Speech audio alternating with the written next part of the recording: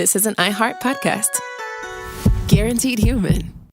Hey, everybody. The official Big Bang Theory podcast is back, covering seasons 3 and 4 of the show. Each week, host Jessica Radloff speaks with crew and cast members like Kunal Nair, Mayim Bialik, and Kevin Sussman. Hear about the Easter eggs you may have missed, behind-the-scenes stories, and how certain real-life relationships shaped some of the most memorable storylines. Watch the official Big Bang Theory podcast on HBO Max or wherever you get your podcasts. We've all tumbled down an internet rabbit hole trying to self-diagnose, and it leaves us more anxious than informed. Our feeds are full of wellness trends, but how do we know what's real, what's exaggerated, and what's just wrong? Health versus Hype from the American Medical Association breaks it all down. Emmy-nominated science communicator Trace Dominguez talks to doctors, influencers, and real people trying these trends, not to cancel them, but to understand them. Because when it comes to your health, who you listen to matters. So listen to Health versus Hype wherever you get your podcasts. Hey everybody, it's me, Josh, and for this week's Select, I've chosen our January 2020 episode on the Tulsa massacre.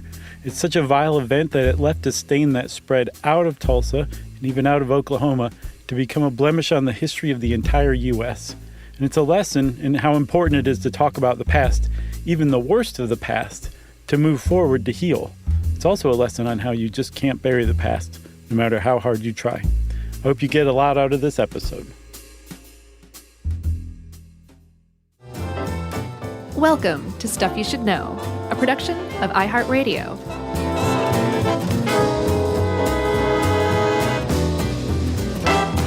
Hey, and welcome to the podcast. I'm Josh Clark. There's Charles W. Chuck Bryan over there. There's Jerry over here. We have all come together in the year 2020 to wear our silver jumpsuits, as always. I know, right? And talk about a buried, overlooked blemish in the history of the United States. Are we not going to recount No. anything about this past year? Or No. talk about this being the first recording of the new year? Nope. All right. We've had a break here.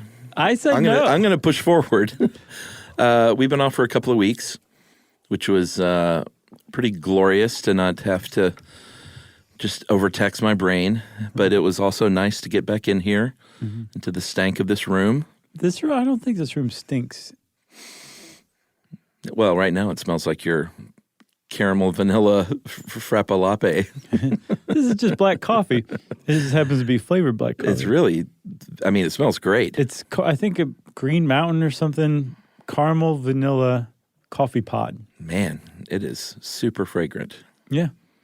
It's nice. In a great way. It smells like an ice cream sundae. It's pleasant. It is very pleasant. But it's not doing the job. Like, I'm a little tired, a little groggy. You know, I had a 4-shot latte earlier. Oh, yeah. And so I'm kind of... Gotcha. Maybe that's what I need. I'm zippy. You can go downstairs to... I know you don't like to pay for coffee, but... Yeah. Go downstairs to Spiller Park. Okay. Hugh Atchison's place. A 4-shot latte. Yes. Okay. That has me going. Well, I give it about a half hour before Chuck crashes, everybody. Yeah, seriously. Anyway, I'm glad to be back. Well, I'm glad you're back, too. You know I've been here the whole time, waiting. This is where you spent Christmas and New Year's. Yes, both. In this room. And Thanksgiving.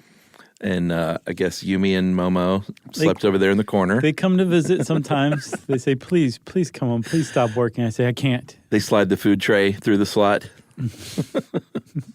You know where I got this idea, and I know you haven't watched it, but the Watchmen. I came across mention of that. I was like, why is everybody talking about the Watchmen with the Tulsa race riot? Or more appropriately, why is everyone all of a sudden talking about the Tulsa massacre? Yeah. Because the Watchmen really put it on the map in a big way. Yeah, that's great. Utilized it quite well in the storyline. Mm-hmm. And I have a recommendation for everyone, even though it is a marketing piece. There's a thing in The Atlantic called The Massacre of Black Wall Street, paid for by HBO. Mm-hmm. But it tells the story in comic book form.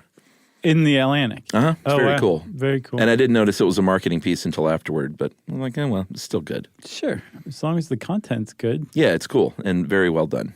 So this is like, it's great that the Watchmen have brought attention to this. Yeah.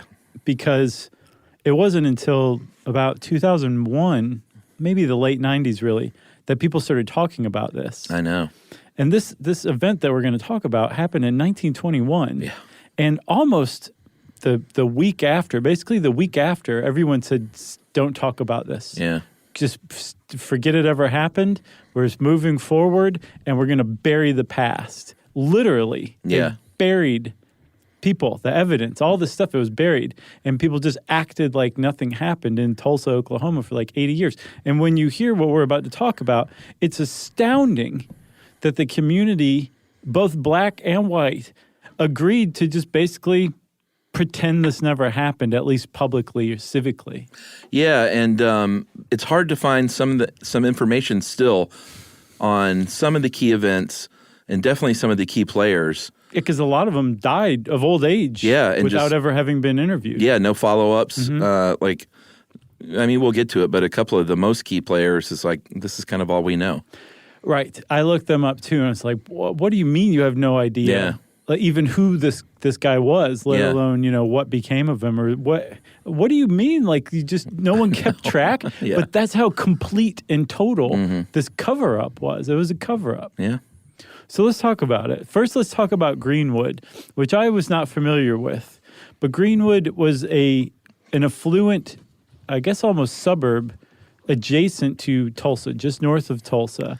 And what was odd about the fact that it was affluent is that it was an all-black community in, the turn of the last century.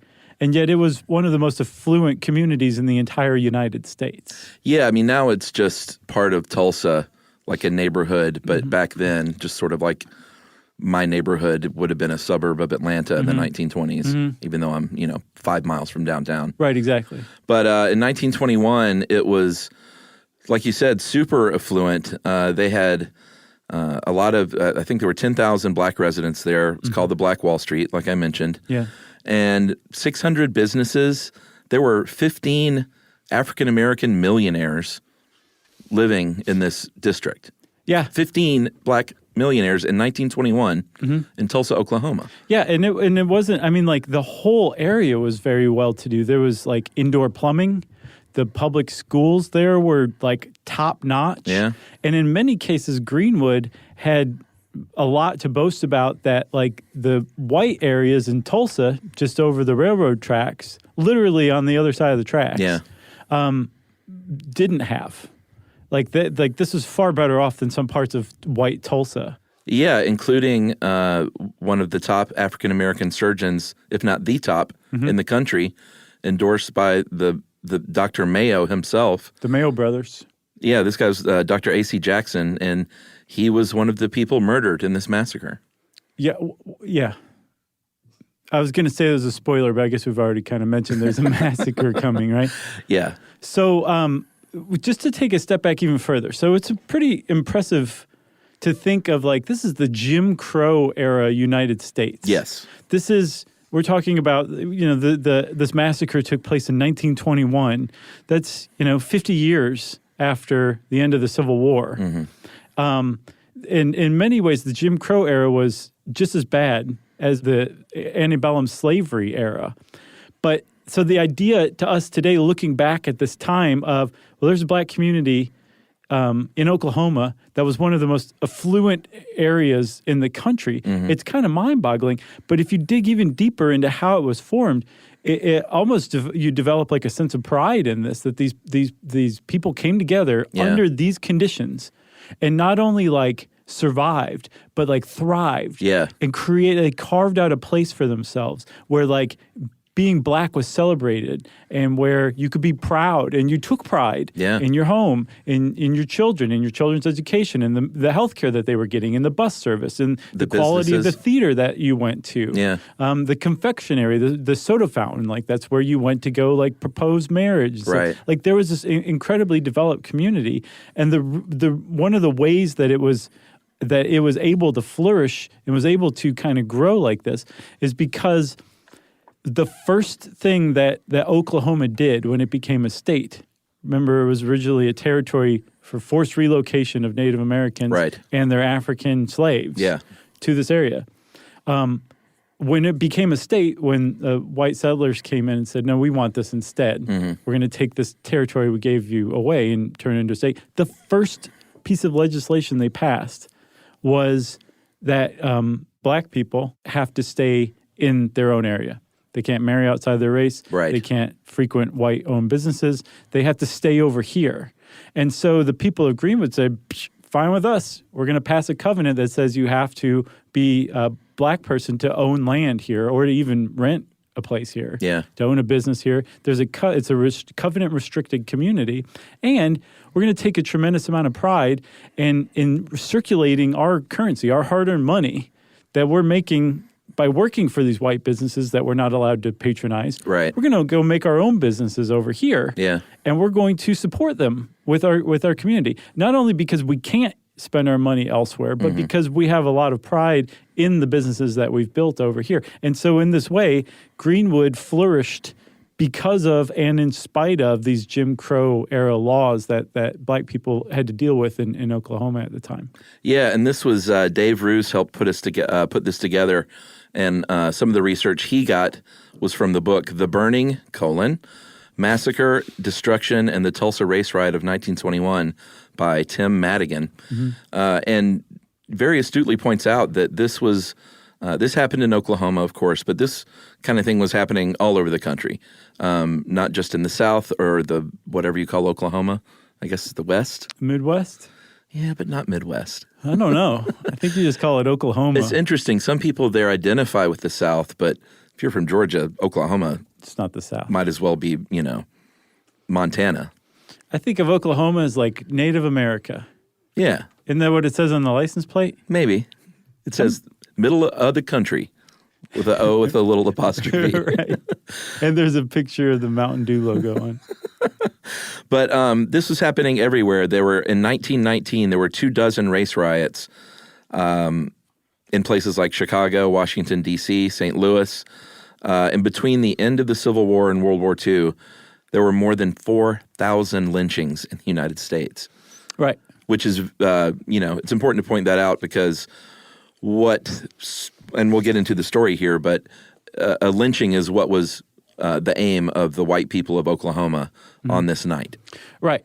But I have seen also, one of the reasons why I went to so much lengths to explain Greenwood, in part was to show what was lost here, but also to show there are a lot of people who consider this massacre to have been carried out or fueled in part by envy. Right. Because the people of Greenwood were so much better off in some instances than the white people who were, carrying out this massacre. All right, maybe we should take a break. No. And then we'll come back. Oh, man, we got to start 2020 with an argument over a break? Yeah, let's do it. All right, let's take a break. We'll come back and talk a little bit about the beginnings of what would end up being the Tulsa Massacre.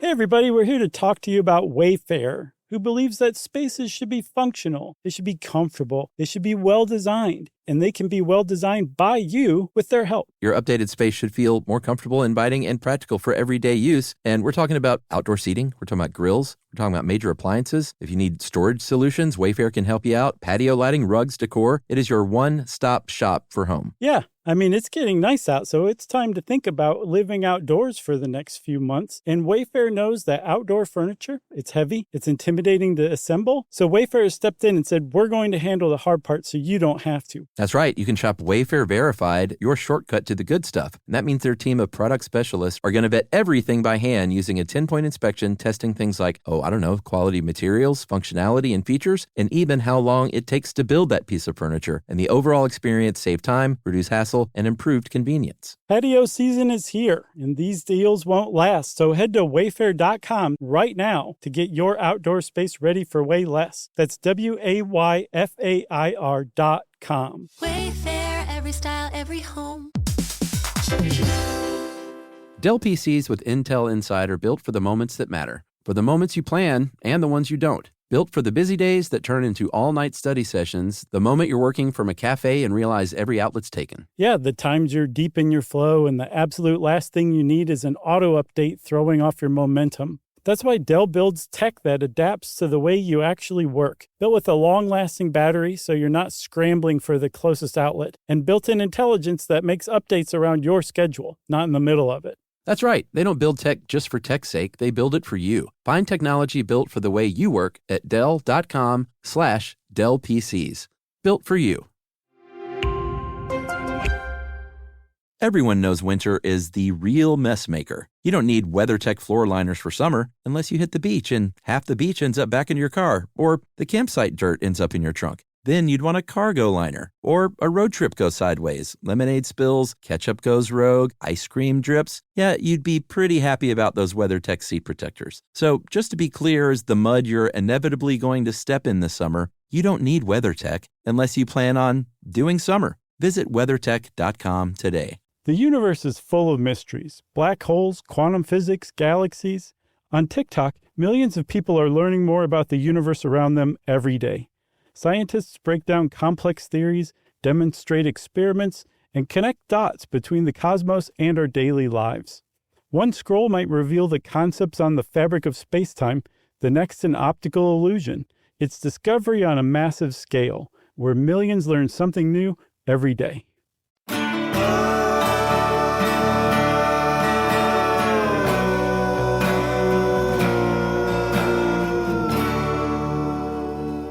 All right, so we should talk about the key player here, or players, and in this case, it is Diamond Dick Rowland. One of the greatest names I've ever heard in my life. It's pretty good. Yeah. He was a shoeshine boy in Tulsa, and by all accounts, he was smart, and he was a handsome young guy, and he was sort of a man about town. He was popular with the ladies. Had the world on a string. Yeah, pretty much. And there was a girl named Sarah Page who ran an elevator at the Drexel building, a building that I have walked past with my own 2 feet.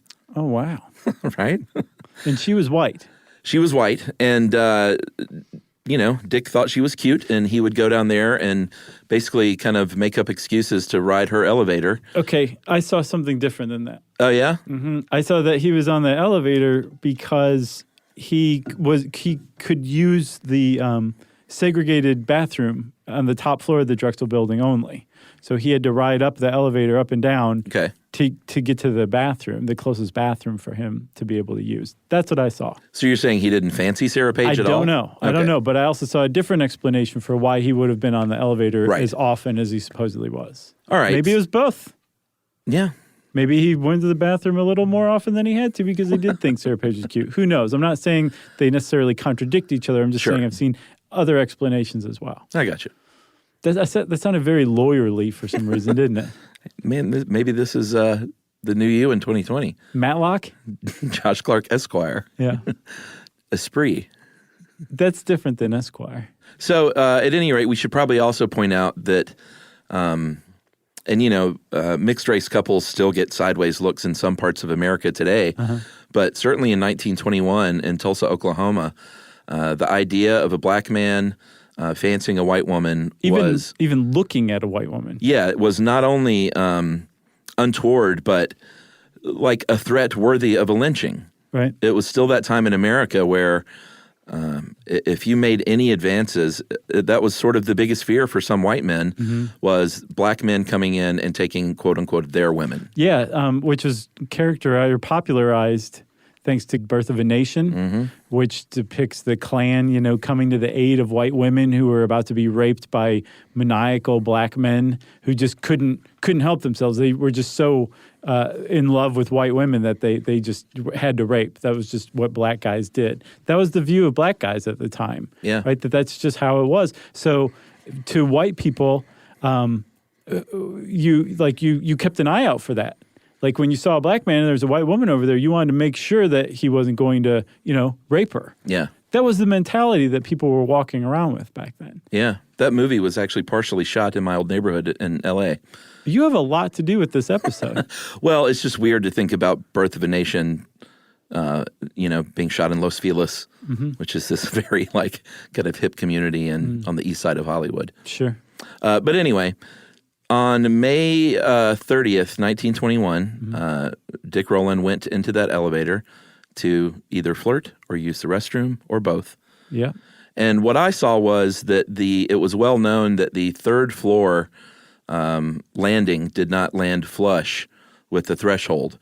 And supposedly this is why, as the story goes, Dick Rowland tripped when he was getting onto the elevator. Yeah. So maybe if that bathroom was on the third floor, that could make sense. I heard top floor. I don't know how many floors the I don't remember, actually. Is it more than 3? I don't know. Right. I don't remember, actually. I don't think they call a building the something building if it only has 3 floors. You know what I mean? You're probably right. That's like an 8+ floor like moniker. I think you're probably right. Okay. But at any rate, he gets on the elevator as the story goes, stumbles getting on, and kind of falls forward and grabs her arm, which was kind of the first thing that he could get a hold of to keep from falling. Right.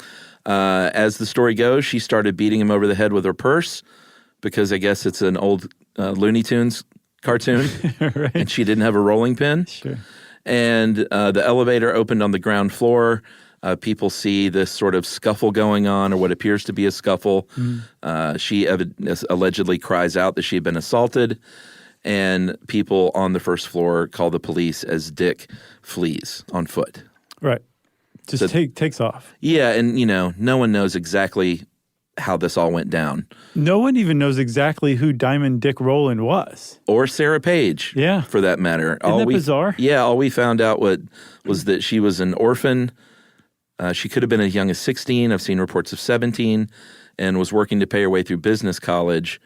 And that's what the Tulsa Tribune reported like the day after. Yeah, and I saw that elsewhere, but I also saw like literally nothing else about her. Yeah, I couldn't find anything. And then Dick Rowland, they think that he might have possibly been named Jimmy Jones. Right, I saw that too. And who was raised by his grandparents, whose last name was Rowland, so he took their name.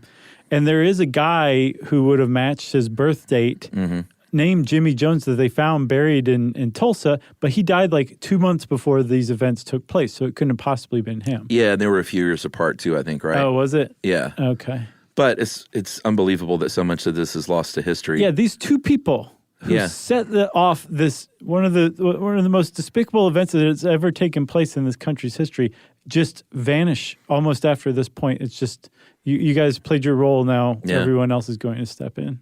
So Dick goes home. His mom, I guess he tells his mom what happened, and she obviously was pretty scared right away because she knew probably what this meant. But for that night, at least, nothing really happened. The next day, he goes out to meet up with some friends, and the Tulsa police pull up and take him in, basically, on an assault charge. Right.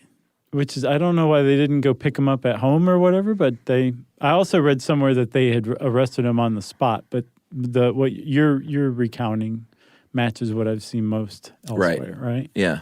But that's history, especially suppressed history, right? One person writes it, and then somebody else reports it, and then enough people report it, and then that's fact. Exactly. That's the story. But so either way, he came into police custody. We know that is the way it is. And then this is like a white sheriff named William Sullivan, I think, right? William McCullough. McCullough. I was very close. Yeah, when you're starting to read the story, you hear about this, white mustache sheriff, and immediately think, oh boy, this guy's in trouble. Well, this guy had replaced the last guy that who was trouble. Of, right? Yeah, who had allowed a white mob to take an arrested black man out of his custody and lynch him. Oh, it says here it was a white person. Is that not true? I think that's wrong. Oh, okay.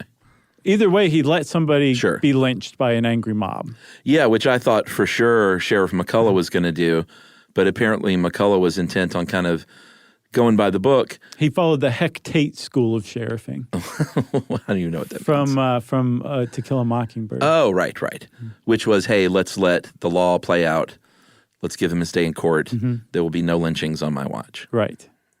So he took Diamond Dick up to a room on an upper floor And the only way to get there was this one staircase. So he basically strategically hid him out, went down to this white crowd and said, there's not going to be any lynching today, like Chuck said.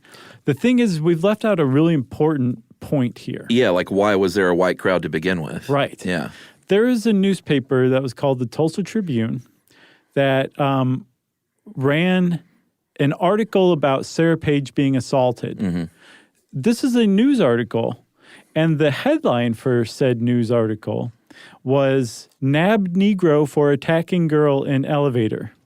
Not people might nab Negro for attacking girl in elevator. Police worried white mob might nab. It's nab, like go do this. Yes. That was the headline for the article. The editorial took it even a step further. And this is the day after this event took place. Yeah, the editorial was "To lynch Negro tonight."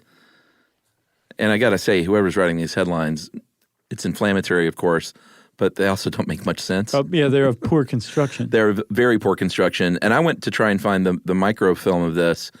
And I think the first one is available but blurry. The second one, the only copy of that paper they have is a front page with an article cut out that's scanned in. And everyone's like, this must have been that editorial. Sure. But I literally couldn't find any, because I was kind of curious to read just how poor of a writer this person was. Right. And get, probably what would not have been accurate details. No. So, no, they basically reported in the first one, in the actual article, that her clothes had been torn at. Yeah, They really characterized it like he attacked her. Like a sexual assault. Right, exactly. And then the second one is just basically like an all-out editorial calling for Dick Rowland's lynching. Yeah. This is in the paper. So the local newspaper has inflamed the white citizenry into basically calling them to action to go do something about this. And they all show up at the courthouse to demand that Sheriff McCullough hand over Dick Rowland to them so they can go lynch him. And he says, no, back off, no. But so but I think he tells them like, no, I'm not doing that, like you said. Mm-hmm. But before the crowd disperses, a second group comes, and it's actually a group of World War I veterans from Greenwood who had found out that this white mob was going to lynch Dick Rowland, and they were like, no, they're not. We're going to go see to it that doesn't happen. Yeah, I mean, there were hundreds of WW1 veterans, black veterans in Greenwood. Mm-hmm. They were people who fought for this country, and it's sort of that familiar, despicable story. Shed blood on European soil, come back home to America, and you're still a second-class citizen. They had petitioned to, and this is just sort of a sidebar, they had petitioned to walk in the Memorial Day parade for many years and were always refused. And May 30th was Memorial Day, and that same year they had once again said, can we participate in the Memorial Day parade as veterans? Mm-hmm. And they say, no, we're only going to honor the white veterans. No, I think they wanted to be integrated in the parade with the white veterans just as World War I veterans marching together. And they said, no, whites only, you can march by yourselves. Oh, really? And when they did march, they were taunted and jeered at. Oh, gotcha. By the people who were watching the parade. So these are the people that got guns and came down there and said, not on our watch. Mm-hmm. We're not going to let this happen. And it kind of plays out as a film, from the sounds of it, is like these cars pull in and part the crowd, and these black veterans get out with their guns and they're like, no, you're not taking this kid. This is not going to happen. Right. So apparently Sheriff McCullough was able to convince the Greenwood World War I veterans who'd showed up that he wasn't going to hand over Dick Rowland, that he's going to protect Dick Rowland, and they should probably just go. He's going to get rid of this white crowd too, but don't worry, I'm not like the old sheriff. Yeah. And there's about 75 armed men. Yeah, and I drive it home, like how many people? I read that I saw thousands somewhere. Of white people. At the courthouse. Like it was just this calling for a lynching. Yeah, it was. They were heavily outmanned. Yeah, but 75 black veterans showed up in the midst of this. Let's even say it's just 1,000. Let's even say it's like 500 people calling for a lynching. Yeah. And you're 75 black men showing up armed saying like, no, it's not happening. It's pretty courageous stuff, right? Yeah. So before they can leave or as they're leaving, it's actually not clear what this event's name gets its name from happens. What you would call a race riot. Yeah, I mean, it looked like it might have been on the way to being a scene that the sheriff managed successfully. Mm-hmm. They might have been on the way out. That white crowd might have dispersed if not for this one incident. And even if we did know, just beat by beat the history of this, you still wouldn't be able to say Sure. what would have happened. Yeah, but exactly. That is a possible outcome. There was an older white man who demanded that one of these black veterans give him his gun. And the black veteran said, no, I'm not going to do that. And the old white man went to go grab it. And the gun went off, and both sides just started shooting at one another. Yeah, that's what triggered it. It was chaos. There was a hail of bullets. People on both sides just started, dropping dead from the bullets flying. And it became a full-on war scene basically for the next couple of days. Right. Okay. So at that point, the black veterans are like, we really should get out of here. Yeah. They leave toward Greenwood. Yeah. Which is their home. They're going back to their homes. And along the way, some of them like kind of drop back and like stake out positions. Yeah. And start sniping at the white rioters who are coming after them. And at that point, they go further back into Greenwood. And by this time, it's like the early morning hours of, I believe, June 1st, right? I don't think it was the early morning at that point. It was like midnight, like midnight 1, something like that. Yeah, it's during the nighttime. And this is when the white people started breaking into the hardware stores and looting businesses to get weapons. Yeah, because here's the thing. So that Sheriff McCullough, who you're kind of like, oh, okay, as far as like this whole story goes, that's not so bad. Like he at least tried. Now, the moment this race riot happened and the black veterans took off back for Greenwood, he started deputizing white rioters, handing out guns and ammunition and basically saying, go get them. Go get those guys. Yeah. And rather than saying, like, this is not your job, this is my responsibility, y'all go home, I'm going to go handle this, he enlisted the help of these people who were involved in this riot on the white side. Yeah. And at that point, any semblance of what you would call a race riot ended, and what became a revenge massacre just started. So people call this the Tulsa race riot. And I think maybe a tenth of it qualifies as a race riot, and the rest, it just should be called the Tulsa Massacre. Yeah, so what happens is, like you said, some of these veterans get staked out in strategic positions on rooftops and behind houses, behind cars. The white army, for lack of a better word, is advancing into Greenwood. They start setting fires at these strategic locations to flush out these snipers. And then they just start burning everything, basically. Right. Setting fire to every house and every business to burn down Greenwood. Well, I think also about 4 or 5 hours from the time where they managed to flush the snipers out until about 5 in the morning, they were quietly taking up positions inside Greenwood. And then a whistle blew at about 5 a.m., and all of them just came out from their positions, and then they just went berserk. It was a charge, a full-on military charge. A coordinated assault on Greenwood. And so this assault involved driving people out of their homes at gunpoint, any resistance, that people were shot on sight. Yep. Apparently, there were people who were shot who weren't offering resistance. There was a story about an elderly couple who were kneeling in their house praying, and they were both executed by these white mobsters. Yeah. In their homes. People were burned alive. Yeah. Houses and people doused with kerosene and burned alive. Right. There was another story of a blind beggar who was tied to a car and dragged through the streets. I mean, it was just bedlam. And Watchmen actually gets pretty graphic in how they depict this, even though it's an alternate history show, just like the movie and the graphic novel were.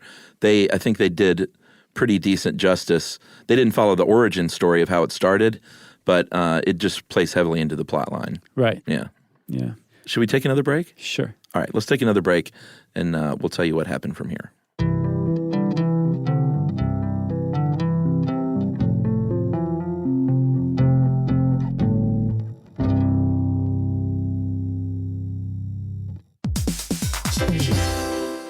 Dell PCs with Intel Inside are built for the moments that matter, for the moments you plan and the ones you don't. Built for the busy days that turn into all-night study sessions, the moment you're working from a cafe and realize every outlet's taken. Yeah, the times you're deep in your flow and the absolute last thing you need is an auto update throwing off your momentum. That's why Dell builds tech that adapts to the way you actually work. Built with a long-lasting battery so you're not scrambling for the closest outlet, and built-in intelligence that makes updates around your schedule, not in the middle of it. That's right. They don't build tech just for tech's sake. They build it for you. Find technology built for the way you work at Dell.com/Dell PCs. Built for you. Everyone knows winter is the real mess maker. You don't need WeatherTech floor liners for summer unless you hit the beach and half the beach ends up back in your car, or the campsite dirt ends up in your trunk. Then you'd want a cargo liner, or a road trip goes sideways, lemonade spills, ketchup goes rogue, ice cream drips. Yeah, you'd be pretty happy about those WeatherTech seat protectors. So just to be clear, as the mud you're inevitably going to step in this summer, you don't need WeatherTech unless you plan on doing summer. Visit WeatherTech.com today. Our listeners love puzzles, paradoxes, and hidden patterns almost as much as we do. On TikTok, those fascinations come to life. People are breaking down physics, exploring geology, and explaining why the world works the way it does. You'll see impressive experiments, explanations that finally make sense, and connections you didn't expect. It's like having a lab, a lecture hall, and science museum in your pocket. TikTok is where wonder is shared, where curiosity turns into discovery, and where millions learn something new every day. All cat parents understand the feeling of being ignored by your cat and often asking yourself, does my cat even love me? And there is only one solution to solve that, Sheba. Feed your cat Sheba and go from feeling ignored to truly adored in 12 days guaranteed or your money back. Sheba has a menu of products, appetizers, entrees, treats, and even a kitten's menu. So Sheba has a product for even the pickiest eater, like the Sheba Puree, which is made with bone broth. It's a protein-rich, lickable treat with chef-inspired flavors. It has a smooth and creamy texture that cats love. Plus, it supports a strong bond between pet parents and their cats with a hand-fed cat treat. It also contains no corn, wheat, soy, or artificial flavors. So instead of feeling ignored, you're suddenly the center of their world. It's basically a fast pass to favorite human status. Next time you're wondering if your cat loves you, grab Sheba Puree or explore their entire range of textures and flavors at your local retailer. To learn more, check out Sheba.com.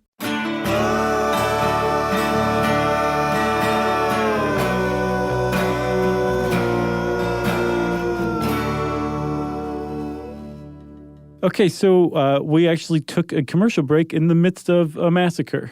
So the thing is, like, people are being driven out of their houses and shot in some cases. But more often than not, they're being, like, just flushed out. But no house, no building, no business, no nothing was spared. The intent of these white terrorists, there's really no other name for them, was to burn down Greenwood. Yeah, and the firefighters were kept at bay. Yeah, they said, do not come in here. Yeah. Like, the rioters will kill you. Yeah. You just stay away. They burned Greenwood to the ground. 35 blocks. 35 blocks. Do you know how many blocks that is? That's a lot of blocks. Think about how many blocks is 35 blocks, and then add like 10, because I guarantee your conception is less than actually 35 blocks. That is a lot of blocks of buildings burned to the ground.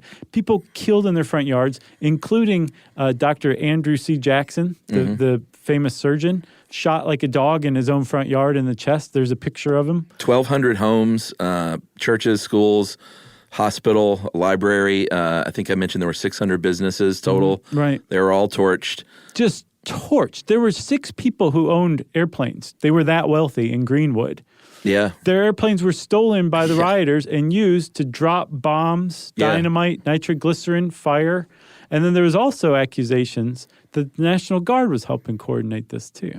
Yeah, the National Guard was called in, and when they got there, by all accounts, they did not try to help quell the riot. They more acted as helping to arrest black men. Well, that's just historical fact. Oh yeah, they were bringing in. I mean, they were killing people for sure, but they were also arresting black men. The women and children fled. I think 6,000 people were arrested, and the women and children fled toward the woods, basically, Right. like leaving behind everything they owned. Who were homeless. There was 10,000 people who lived in Greenwood at the time. And after this one night, this orgy of like violence, there were like 9,000 left homeless and hundreds dead. Yeah, and apparently back to the National Guard, they said that they brought in planes just to spot fires and coordinate ground security, but there are reports from people there that said that no, they were actually shooting at people on the ground. Say that that's a rumor. Yeah. Even setting that aside, the National Guard didn't come in and quell anything. They just started arresting and detaining the victims of this massacre. That was the role that they played in this situation. That's right. So the whole thing culminates with, in the end, it's really hard to get the amount of people killed. I think the official report says 35 black people. It's certainly way more than that. I've seen all the way up to 300. That's what I saw is almost across the board is 300. Yeah. That, again, might be one of those things that everyone just sort of settled on a number. But it was not 35 people, to be sure. No, definitely not. And so, like, as the sun comes up the day after, I think June 1st, Greenwood's burned to the ground. There's people hiding in the woods. Thousands and thousands of former affluent residents of this black community are now homeless. Well, no, they're not homeless because the National Guard has very kindly put them in detention centers at the fairgrounds. That doesn't qualify as a home. Right. That's my point. Yeah. Is that it's not a home. Yeah. Right? They're kept detained at the fairgrounds for months. I saw that in some cases, most of them had to endure the winter. This happened in May. Yeah. These people were still, a lot of them kept in detention camps at the fairgrounds through the winter. Yeah, Tulsa winters and summers are both tough. They were kept in detention camps because white rioters burned their town to the ground. Yeah, and this was in June, so right. Do the math. Right. So, it was June. I guess it was the end of May. So, the way that you got out of these detention centers was your white employer came and vouched for you and said, this person works for me. I need him back. Yeah. Please let him go. That's how you got out. Yeah. So in the aftermath, no one was arrested. There were no prosecutions. No, I'm sorry, Chuck. There was a grand jury that was sat or convened. They indicted 20 people. All of them were black. Well, none were white. Yeah, I meant on the white side. Okay. There were, in today's dollars, between $50 and $100 million worth of damage. Everywhere I looked said the only organization that really helped, and they really helped, was the American Red Cross. Yeah. Super brave and did a whole lot. And I also saw where, it wasn't the entire city of Tulsa. Apparently there were some white communities that reached out in the aftermath. Of course. To help with the recovery efforts, to take people in. Yeah. So we don't want to paint the entire town as doing the wrong thing. Apparently some people did step up. Sure. I mean, just nothing is that literally black and white. Yeah. Like there's always shades of gray in that situation, in any situation. Yeah, but Greenwood came back. It's probably not a surprise, but the insurance companies had it classified very quickly as a riot instead of just a violent massacre, because that mean they wouldn't have to compensate people for their homes and businesses being burned to the ground. Right, because if they were rioting, then they were culpable for that damage, and the insurance company would have to despicable. Pay them. Yeah, so also despicable, the county commission said, no, we're not accepting any outside donations. We'll take care of our own, and then didn't follow through on that at all. So there were no funds paid to the Greenwood people. And people were trying to. As reparations or to even help them rebuild. And the county commission, I guess, proposed at one point that they would handle this by buying the land for like a fraction of its market value and then auctioning it off to the highest bidder. That was one proposal. That old scam. And they also said, well, you know what? Just to make sure that this doesn't happen again, we're going to establish a new building code for Greenwood. No building can be rebuilt unless it's built with fireproof bricks. And then they went to the fireproof brick producers and said, do not sell any materials to the black people of Greenwood. So despite this, they managed to rebuild in about 5 years. Yeah. Astoundingly, the people whose houses in town was burned to the ground came back and rebuilt. And from just about everything I read, Greenwood was actually better, more prosperous, and more affluent from the second time around than it was even the first. And it was pretty affluent the first time. And Chuck, we said like hundreds of people were killed, right? Yes. So get this. Funerals were forbidden. Like you weren't allowed to have a funeral. That's how covered up this thing became. Yeah. And one of the reasons we'll never know how many people were killed is because the people who were killed were taken off and dumped in the river or stashed in coal mines or buried in mass unmarked graves. Well, they think they found 2 of those like a month ago. Yeah. There were archaeologists in Tulsa, and this was from Time Magazine, from Jasmine Aguilera.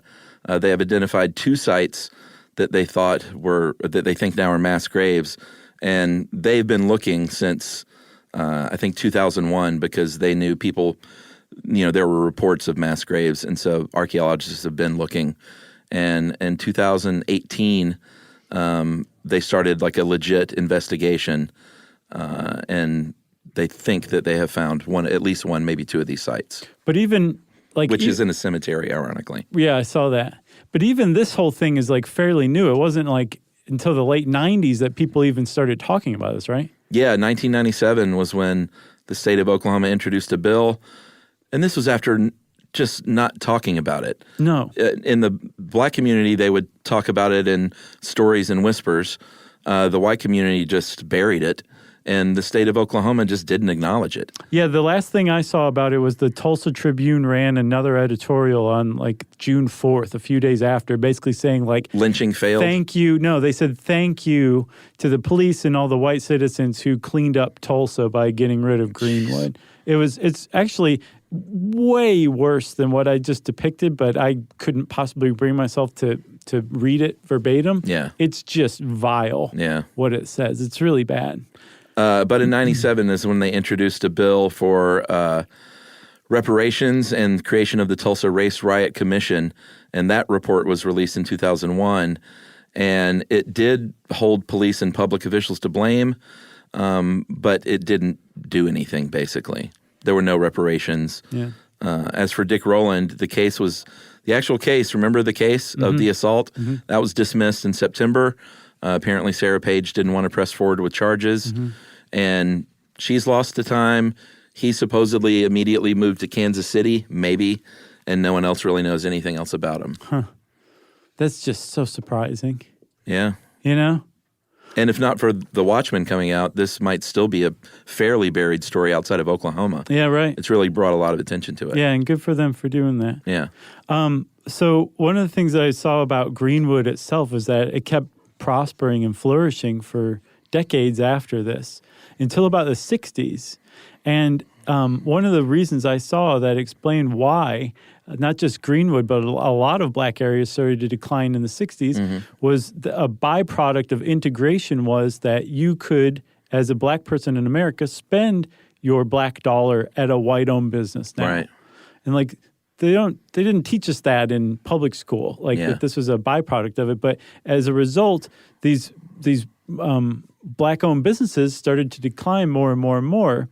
And so Greenwood wasn't as prosperous as it was before, but the death blow is that, remember in our interstates episode, where in a lot of the poorer areas, a lot of the areas of color, that's where they built the highways. I saw that. They built I-244 right through Greenwood. Yeah. Tulsa's an interesting place. I spent a few weeks there a few years ago. Yeah.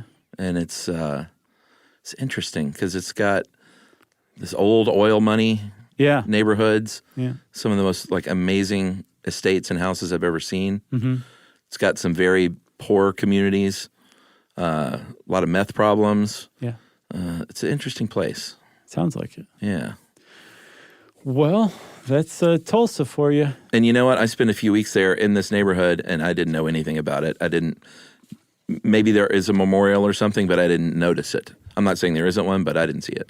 So you know Desmond Tutu? Sure. Who helped bring about just the changeover from apartheid to reconciliation. I love his work. He came, big fan. He came to Tulsa and basically said, "You guys are sitting on a powder keg here." Like, when was this? Not very long ago. I think maybe in the 90s, maybe even in the 2000s. Just basically saying, like, you can't. How could you possibly heal when you still have bodies in unmarked graves and like no one's talking about this still? I believe there is a park that they found, like a reconciliation park or something like that, but it sounds like there's still a ways to go. Yeah. Wouldn't it be ironic that it was Watchmen that basically is forcing this issue to be discussed? It'd be pretty ironic. Yeah. The power of comic books. Right. Well, not even TV, I guess. Of graphic novels. Yes. So if you want to know more about the Tulsa Massacre, also known as the Tulsa Race Riot of 1921, there's a lot for you to go read, thankfully, and you should. Just type that into your favorite search bar. Since I said that, it's time for listener mail. Hey guys, this email is mostly for Chuck. I need to get something off my chest and clear some things up about my involvement with your pronunciation of Carrie Elwes. Sometime over the summer, I made a comment in the Corrections Corner thread of Movie Crush on the Facebook page where you were pronouncing Carrie Elwes. I posted I had read on a Reddit AMA his name sounds like Elvis, but what I meant to say was it rhymes with Elvis. Is that why you said Carrie Elvis, like on the... Yeah, it's because of Eli. Way to go, Eli. He says this, when I finally heard my name pop up in the podcast, I was thrilled and couldn't wait to hear your reaction. Not only did my comment get understandably misunderstood, but I've heard you reference the comment 2 or 3 times now and continue to correct yourself saying Elvis, most recently on the Andre the Giant live episode. Parenthetical, Josh said it right. I tried to issue another comment immediately afterward to clear the air, but it was too late. You discontinued Corrections Corner. I did. I was going to do that on Movie Crush, and it just became like, you said this wrong, and your inflection. And I was like... You said Kubrick was great. He was very great. Yeah, I was a minute as like movie corrections, but you know how it goes. Mm-hmm. So I just said, no more of this. You don't understand how something like this, something this small, has been tearing me apart inside every time I hear you reference it. There's one thing worse than giving someone bad information. It's having them proliferate that information out in the world. In this case, to millions of, well, not millions of people. Trillions. I just want to apologize officially for correcting you on something so silly. And any way you want to say the name is fine by me, as long as it's, what do you say? Elwes. Elwes? I think Elwes. Thanks for the decade. I don't know now. Eli's gotten in my head, too. Thanks for the decade of great content. I'll see you both in January in Seattle for my 3rd live show. Nice. All the best, Eli.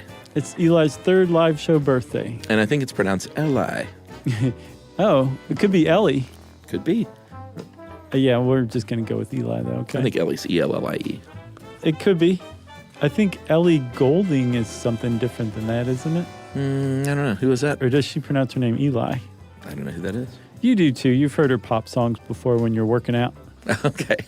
If you want to get in touch with us like Eli did to let us know we're saying something wrong because of you, well, you can get in touch with us by going on to stuffyoushouldknow.com. And you can also send us an email. Send it off to stuffpodcast@iheartradio.com. Stuff You Should Know is a production of iHeartRadio. For more podcasts from iHeartRadio, visit the iHeartRadio app, Apple Podcasts, or wherever you listen to your favorite shows.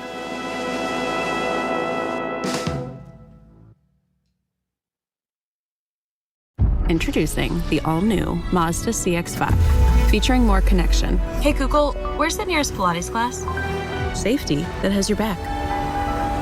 More discovery on the scenic routes. More passion in the details. And more control in changing weather. The all-new Mazda CX-5. More to move every side of you. See it in 5 films at MazdaUSA.com/5sides. Google is a trademark of Google LLC. Sequences shortened and simulated. Everyone knows winter is the real mess maker. You don't need WeatherTech floor liners for summer unless you hit the beach and half the beach ends up back in your car, or the campsite dirt ends up in your trunk. Then you'd want a cargo liner, or a road trip goes sideways, lemonade spills, ketchup goes rogue, ice cream drips. Yeah, you'd be pretty happy about those WeatherTech seat protectors. So just to be clear, as the mud you're inevitably going to step in this summer, you don't need WeatherTech unless you plan on doing summer. Visit WeatherTech.com today. When it comes to small business, people want to talk to people, not bots, not voicemail. Your customers or clients want a real human connection, and that's exactly what they get with Ruby. Ruby is the virtual receptionist company that takes care of your callers when you're unavailable, in the middle of something, or just don't want to pick up. They can answer, screen, and transfer calls, as well as take messages, collect payments, book appointments, and more. All while saving you time and making the people you serve feel special. It's available 24/7, 365 days a year, and is 100% based in the U.S. See how it works at ruby.com, or better yet, give them a call at 844-900-RUBY. This is an iHeart podcast. Guaranteed human.